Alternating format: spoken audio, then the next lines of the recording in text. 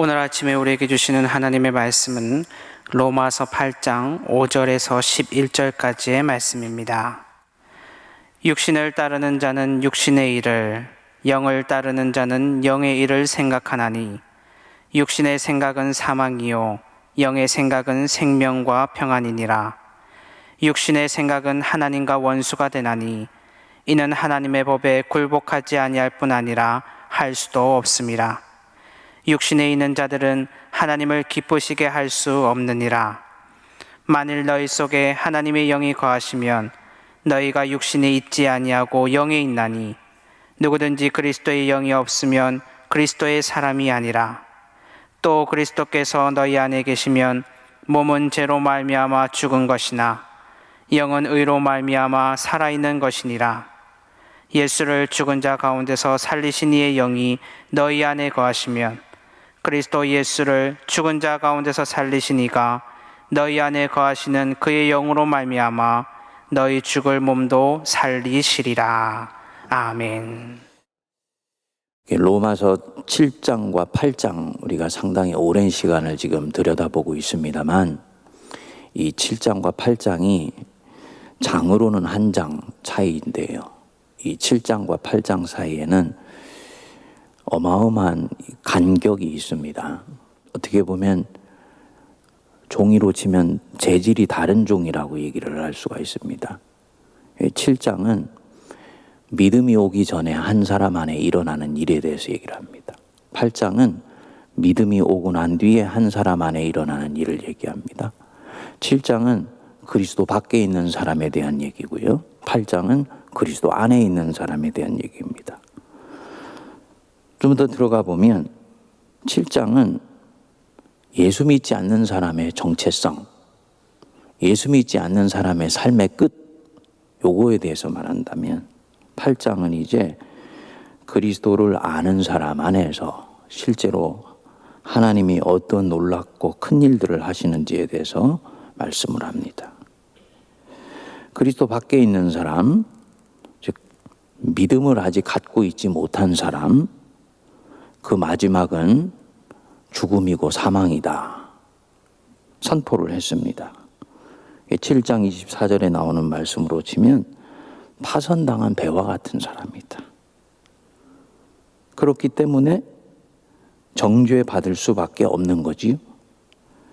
이제 그리스도 안에 있는 사람은 8장에 하면 어떻게 됐느냐?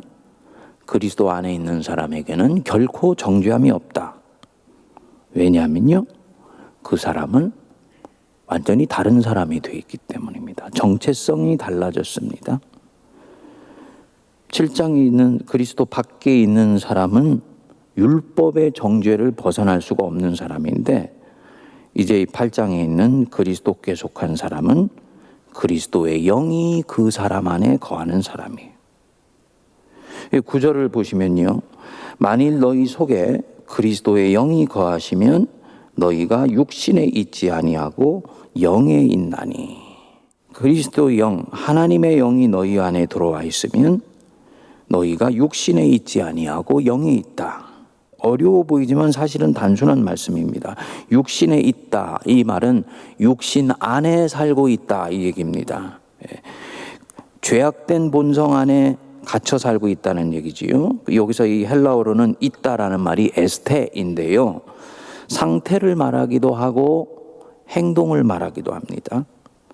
죄악된 본성 안에서 갇혀 살고 있기 때문에 이 사람의 상태도 본성을 벗어날 수가 없어요. 율법이 부분적으로는 작동을 하지만 전체적으로는 보면은 제 기능을 못합니다.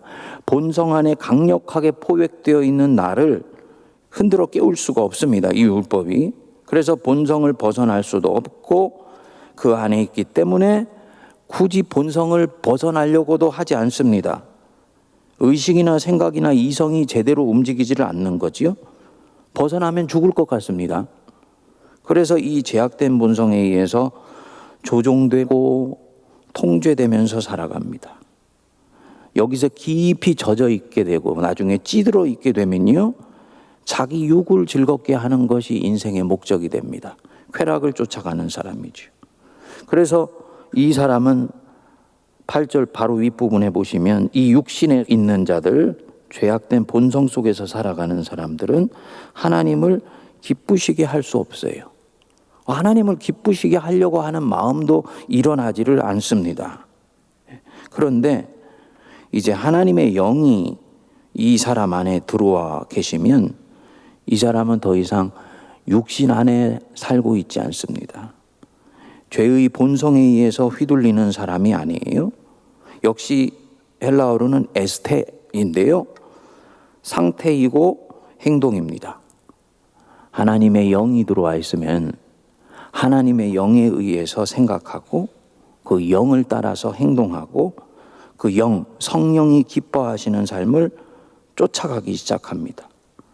그 마음에서 악한 생각이 일어나는 것이 아니고 선한 생각이 일어나게 됩니다. 하나님을 기쁘시게 하라는 마음이 이제는 일어나게 되는 것입니다. 그렇기 때문에 내가 그리스도인이 되었다, 내가 그리스도인이다, 이 말은 한 사람의 내적 상태가 이제 달라진 것을 말을 합니다. 내 안에 두 가지 생각이 싸우고 경합하고 다툽니다. 그래서 육신을 따르는 생각과 영을 따르는 생각이 내 안에서 다툽니다. 그래서 이 육신의 생각, 육신을 따르고자 하는 생각, 영을 따르고자 하는 생각이 내 안에서 나를 조종하려고 하고 통제하려고 하고 지배하려고 하죠. 둘 다 서로 그렇게 하려고 그래요. 그런데 주는 결과물은 전혀 다릅니다. 6절을 보실까요? 육신의 생각은 사망이요 영의 생각은 생명과 평안이니라. 주려는 결과물이 다르다는 거지요. 육신의 생각, 내 안에 있는 죄악된 본성을 따라가면 먹음직도 하고 보암직도 하고 지혜롭지 할 만큼 탐스럽기도 하지만 그 결론은 죽음이다. 영적으로 죽는 것입니다. 이 죽음이 나에게는 어떻게 지금 현상으로 드러날까요? 생을 바라보면 평안이 없습니다. 늘 불안해하고 염려하고 걱정하고 두려워합니다. 그래서 손에 움켜쥐려고 해요. 쥐어야지 살 수 있을 것 같기 때문입니다. 할 수 있으면 상황을 통제하려고 합니다. 통제가 되지 않으면 답답하고 힘들어서 견딜 수가 없어요. 그래서 결국은 무한히 뻗어나가면서 무엇인가를 장악하고 싶은 마음이 듭니다. 이 생각 다 죽음의 생각입니다. 그런데 반면에 영의 생각은 뭐라 그랬습니까? 생명과 평안이다. 샬롬이, 성령이 내 안에 오시면 일어나게 됩니다. 하나님과 화해하는 것, 하나님과 원수되었던 사람이 하나님과 화해하는 것이 왜 이리 중요하냐면요. 하나님과 내가 화해하게 되면 내가 내 자신과 비로소 화해할 수가 있게 됩니다. 내 인생을 비로소 내가 받아들일 수가 있게 돼요. 육신의 생각을 가진 사람에게 있어서는 진정한 만족감이라는 것은 있을 수가 없습니다. 끊임없이 손에 쥐지 않은 무엇인가를 향해서 드라이브해서 몰고 나가려고 그래요. 그렇기 때문에 이 마음 속에서는 항상 세상 사람들이 얘기하는 세상의 가치관으로는 어떻게 보면 이것이 우리의 동기라고 얘기를 하지만 이 동기라는 것에 실체로 들어가 보면 사실은 내적인 만족감이 없기 때문에 끊임없이 이 허전한 마음을 채우기 위해서 계속 나를 몰고 가게 돼요. 그래서 하나님과의 화해가 일어나지 않으면 내가 내 삶에 대해서도 궁극적으로 만족할 수가 없고 내 영혼에 대해서 내가 수용할 수도 없고 그렇기 때문에 끊임없이 이 사람 안에는 마음의 부조화와 불화와 또 불안이 떠나지를 않는 것입니다.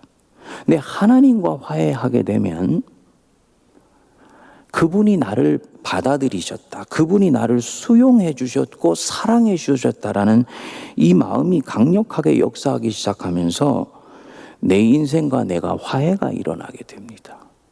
이전에는 인생에 대해서 늘 불만이 가득했었는데 나에게 허락된 삶에 대해서 기뻐하기 시작하고 만족하기 시작하고 그 안에서 크고 작은 성취감을 느끼기 시작합니다. 자연히 처음엔 별거 아닌 것 같은데 이것이 1년, 2년, 3년 쌓이기 시작하면 놀랍게도 생이 개선되기 시작합니다. 주님 안에서의 성취가 일어나게 돼요. 인간적인 성취가 아니기 때문에 엄청난 기쁨과 만족감이 있습니다. 바로 그 사람 안에 생명이 시작되고 생명이 충만하게 된 것입니다. 예수님이 우리에게 주시려고 하는 것이 바로 이 부분이에요. 성령께서 그리스도인의 마음에서 생각을 불어넣으셔서 일하시기 때문입니다. 그러니까 성령이 믿음을 불러일으키시고 그 믿음을 따라서 살아가면서 불안함이 사라지고 참된 소망이 일어나는 거죠. 생명 현상입니다. 우물가의 수가성의 여인을 한번 생각해 보시면 됩니다. 아주 인생이 지긋지긋했겠지요. 우리는 그 여자가 5명의 남자에게 몸을 의탁해서 살아갔다. 아주 불결하고도 탐욕스러운 여자 아니었을까? 라고 생각합니다만 성도님들, 당시 유대 사회에 살고 있었던 여성들의 운명을 생각하면 이해가 되고 납득될 수도 있는 부분입니다. 남자가 없이 홀로 살아간다는 것은 인생에 있어서 모든 안전망이 다 걷어치워진 상태라고 보면 됩니다. 그러니까 끊임없이 누군가에 의지해야지 살 수밖에 없는 그런 기구한 처지가 유대 사회에 있었던 여성들이었어요. 그러니까 자기 자신의 죄악된 본성에 의해서 휘둘려서 살아가는 모습도 답답하고 거기서 벗어날 수 없는 것들도 지긋지긋하고 이럴 수도 없고 저럴 수도 없는 아주 기구한 삶이 펼쳐지고 있었던 거지요. 자연히 또 다른 누군가에 의탁해서 살아가는 것을 보고 동네 사람들이 얼마나 수군댔겠습니까? 아주 욕망에 사로잡힌 여자다 하고. 그러니까 대낮에 사람이 없는 시간에 살짝 와서 우물에 물을 기르고 살짝 자기 집으로 내달려갈 수밖에 없는 바로 그 사람이 이 여자였던 거예요. 그런데 예수님을 만났습니다. 그와 대화하면서요. 요한복음은 자세히 얘기하지 않습니다만 생애 결정적인 문제가 풀렸던 것 같아요. 그래서 숨어 살아가고 있었던 사람이 보물이라도 발견한 사람처럼 기뻐 뛰면서 내가 메시아를 만났다고 동네 사람들에게 내달려간단 말입니다. 뭐가 일어난 것입니까? 이 사람 안에요. 생명이 일어난 것입니다. 생명을 얻고 시간이 지나면서 더 충만하게 될 것입니다. 성령이 한 사람 안에 이럴 때 예수님을 진정으로 인격적으로 만나서 성령이 오시게 되면 우리 안에 일어나는 일입니다. 그러니까 그리스도 안에 있으면 실제로 이 변화가 일어납니다. 이 변화가 일어났죠. 하지만 전투가 끝난 것은 아닙니다. 여전히 나는 연약하고 부족하고 한 번씩 죄에 의해서 휘둘립니다. 죄의 힘이라는 것은 한 번에 단순히 물러나지 않아요. 결정적인 권세는 꺾였습니다. 하지만 여전히 내 몸에 붙어있는 습관이 있어요. 죄의 습관이. 애굽에서 400년 살아가던 이스라엘 백성들이 존재가 광야로 옮겨졌다고 해서 바로의 장악력이 이 광야에서 끝난 것이 아니지 않습니까? 바로가 가지고 있었던 장악력은 여전히 몸에 붙어 있습니다. 더 결정적으로는요, 생각에 붙어 있어요. 생각의 습관이 여전히 죄에 의해서 장악되었을 때 그 습관에 의해서 한동안은 계속 움직여 나가기 시작합니다. 부지불식간에 비슷한 상황에서 자기를 방어하려고 나도 모르게 입술이 거짓말을 하기도 하고 악한 말을 하기도 합니다. 생각이 이전 습관을 따라서 좋지 않은 방향으로 움직입니다. 그런데 달라진 것이 있습니다. 이전에는 이렇게 하고 있는 내 자신이 보이지를 않았습니다. 거짓말을 하고 있는 내 자신이 보이지를 않았어요. 악을 행하고도 그 악이 보이지를 않았습니다. 완전히 악 속에 들어와 있을 때는 내가 행하는 악이 보이지를 않습니다. 그런데 지금은 그렇게 행동한 자신이 보이기 시작합니다. 그때는 자기를 방어하기 위해서 그냥 푸지불식간에 내가 안 했어요 해놓고도 그렇게 얘기를 했는데요. 이제는 돌아오고 나면 내가 왜 그렇게 말을 했지? 후회가 되는 거예요. 이 사람이 지금 무슨 일이 일어난 것입니까? 이 사람이 근본에 있어서는 이제 악에 속한 사람이 아니라는 거예요. 이게 은혜지요. 보이지 않던 자기 자신이 보이는 것.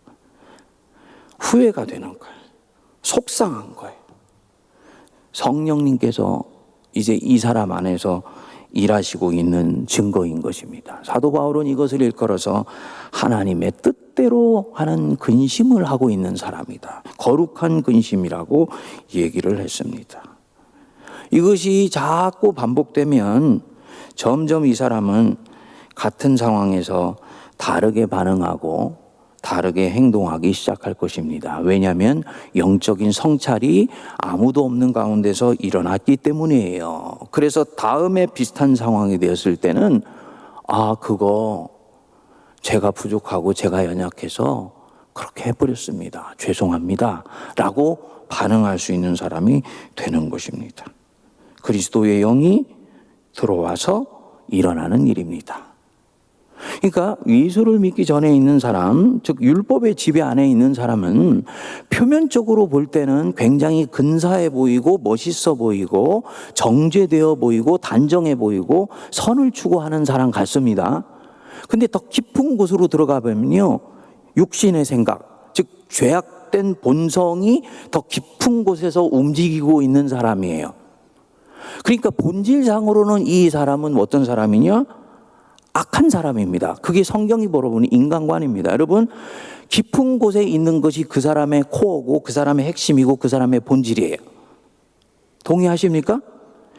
그런데 성령이 이 사람 안에 들어오면 이제 표면적으로는 악해 보이고 여전히 악한 습관에 의해서 움직이는 사람 같은데 깊은 곳으로 들어가 보면 이 사람은 하나님의 영이 아주 깊은 곳에서 도도히 아주 강한 힘을 가지고 역사하고 있습니다. 그렇기 때문에 표면적으로 봤을 때는 조금도 달라진 것 같지 않지만은 이 사람이 홀로 있는 그 시간을 엿보고 CCTV로 들어가 보면 굉장히 거룩한 회개를 계속 이루어내면서 속 마음이 바뀌어가고 있습니다. 시간이 들어가면요, 완전히 새로운 사람으로 바뀌어 있는 거예요. 우리 그리스도인들이 때때로 자기 자신을 이해하는 데 있어서 잊어버리는 부분입니다. 그리스도인은요, 근본적으로 그리스도 안에 있는 자기의 형상과 모습에 대해서 긍정할 수 있어야 됩니다. 표면에 움직이고 있는 나의 연약한 모습에 휘둘리지 마시고, 나는 연약하고 부족하며 여전히 죄에 의해서 휘둘리고 있는 것 같지만 성령께서는 내 깊은 곳에서 나를 선한 곳으로 이끌어 가시고 이끌어 가시기를 원하신다라는 것을 믿으십시오. 그리고 그 깊은 곳에서 움직이는 하나님의 거룩한 힘을 끊임없이 주목해 보십시오. 그러면은 표면적으로 내 안에 여전히 붙어 있는 이 생각의 악한 힘에 휘둘리는 데서부터 조금씩 벗어나기 시작합니다. 여기까지 오면 사도 바울이 아주 논리적으로 얘기하는 것 같지만 사실은 단순한 부분이구나. 모든 관건은 무엇입니까? 9절이지요. 너희 속에 하나님의 영이 거하시면 너희가 육신에 있지 아니하고 영에 있나니 누구든지 그리스도의 영이 없으면 그리스도의 사람이 아니니라. 뒤집어 말하면요, 누구든지 그리스도의 영만 너희 안에 들어와 있으면 너희들은 누구다? 그리스도의 사람이다. 관건은 그리스도의 영, 성령이 내 안에 오시면 되는 것입니다. 속상하게도 사도 바울은 이 로마서에서 성령이 어떻게 한 사람 안에 들어오시는지에 대해서는 말씀을 안 해요. 이유가 뭐냐면 지난번에도 한번 말씀드렸듯이 이 로마서는 로마에 이미 그리스도를 믿고 있는 사람에게 준 서신이에요. 초대교회 그리스도인의 품질은 현대교회 그리스도인의 품질과는 죄송하지만 좀 다를 수도 있다는 것을 염두에 두셔야 됩니다. 박해와 핍박 속에서 예수를 입으로 시인하면 곧 죽음이 올 수도 있는 사람이 나는 그리스도인입니다 라고 고백을 할 때는 이 사람들 안에는 엄청난 내면의 결단과 주님을 향해서 자기를 드릴 수도 있다라는 모든 내적 정리가 끝난 상태에 있는 사람들입니다. 오늘날처럼 종교의 자유가 허락이 돼 있고 입으로 예수님 믿는다고 그냥 시인하면은 세례를 풀빵 찍어내듯이 찍어낼 수도 있는 이런 현대교회에 있는 우리 교인들과는 근본적으로 품질이 다를 수도 있다는 것입니다. 무슨 말씀이냐? 예수를 믿는다고 교회 안에 들어와 있는 교인들 중에서 지금 우리가 갖고 있는 소위 신앙 고백의 수준으로 하면은 사도 바울이 볼 때는 성령이 들어와 있지 않은 경우도 있을 수 있다라는 것을 염두에 둬야 되는 거지요. 그렇기 때문에 사도 바울에게 있어서는 당연해 보이는 것이 오늘 우리에게는 당연하지 않은 부분들이 있고, 오늘 우리가 볼 때는 왜 성령이 어떻게 오시는지에 대해서는 말씀을 안 했을까 하지만 사도 바울이 볼 때는 로마서에 있는 교인들한테는 이 얘기를 굳이 할 필요가 없다는 것입니다. 감사하게도 사도행전을 보면 성령이 우리에게 어떻게 해서 오시는지에 대해서 말씀을 해 주셨어요.